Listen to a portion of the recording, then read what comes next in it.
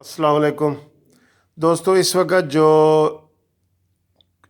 Video मैं आपके सामने शेयर करने वाला हूँ वो जस्टिस गुलजार अहमद सुप्रीम कोर्ट के हवाले से है कि कल उन्होंने बहुत अजीब व गरीब किस्म के जो है ना कमेंट्स किए हैं सूबा सिंध के हवाले से और पुलिस के हवाले से।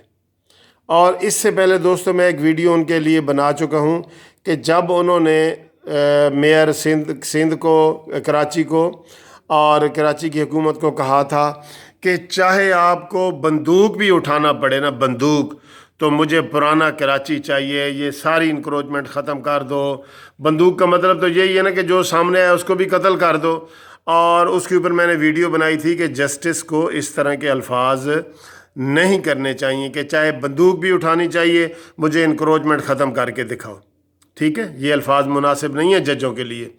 तो कल उन्होंने कह दिया कि जी सारी पुलिस करप्ट है और रात को डाके मारती है और इस तरह करके मैं तो हैरान हूँ कि ये क्या करना चाह रहे हैं।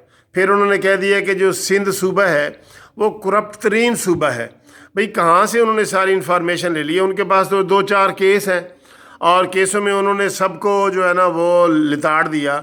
वो केपीके की तरफ तो नहीं जा रहे, वो पंजाब की तरफ नहीं जा रहे जहाँ पे जुल्म हो रहा है। पंजाब जो हमारा फलता फूलता सूबा था, जिसको एक ऐसे नाअहल आदमी के हवाले कर दिया गया है, उसके ऊपर तो कोई नोटिस नहीं ले रहा कि पंजाब में क्या हो रहा है। दिन ब दिन पंजाब जो है ना ख़त्म होता जा रहा है। इतना डेवलप सूबा है, सड़कें आपको अब थोड़ी बहुत टूटी फूटी नज़र आना शुरू हो गई हैं। ऑरेंज ट्रेन का जो है ना 21 अरब रुपए का इजाफा हो गया, उसमें कोई दिलचस्पी हुकूमत नहीं ले रही।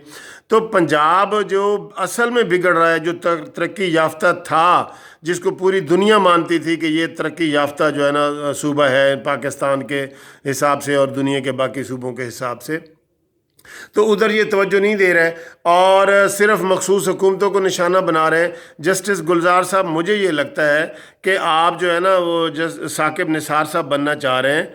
तो साकिब निसार साहब को पूरी कौम भुगत चुकी है, जिसके लिए आज हम सारे ही रो रहे हैं कि साकिब निसार साहब ने हमारी जुडिशरी का बेड़ा गर्क किया है और डैम इकट्ठे किए हैं, हस्पतालों और कॉलेजों और दौरे किए हैं स्कूलों के, और अमली तौर पे कुछ भी नहीं किया। तो हम ये समझते हैं कि जस्टिस गुलजार साहब को जो है ना थोड़ा सोच के बयान देना चाहिए कि वो एक आला अदलिया की सीट पे बैठे हैं और इस तरह वो एक लफ्ज़ में, एक ऑब्जर्वेशन में पूरी पुलिस को उन्होंने करप्ट कर दिया। और उन्होंने कहा जी कि पुलिस शाम को डाके मारती है। तो पुलिस को हम बुरा भला कह रहे होते हैं, लेकिन पुलिस को अगर इनफैक्ट देखा जाए तो उसकी जितनी सख्त ड्यूटी है इतनी किसी की भी नहीं है।